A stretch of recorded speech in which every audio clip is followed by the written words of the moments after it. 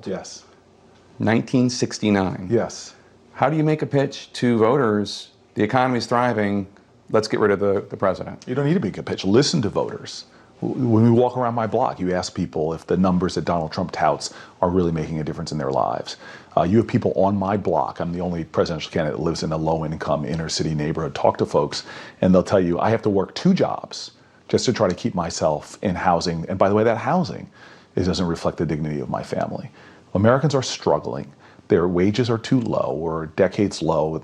For the last 4 decades, I don't think they've budged that much. They've gone up 3%, which is more than it ever went up during Obama. But again, first of all, Obama, I love that Trump is taking credit for a recovery that started under Obama, but the substance of this, who is this economy going to work for? And we had a tax plan that was all about giving the wealthiest people more of a break. My vision for this country is that we will target things like a massive increase in the earned income tax credit to actual workers.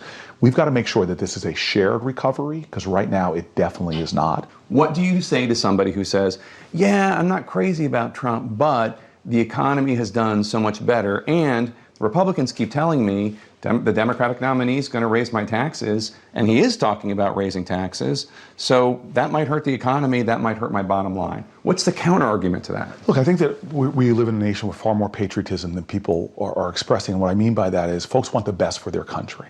And they know that if your family doesn't have a great public school for your kid, if your family does not have great access to health care, then we all are suffering as a result of that, and often creating greater costs. As a chief executive of the city, I saw that us treating addiction and mental illness with jail and hospital emergency rooms was a far more expensive way to do this.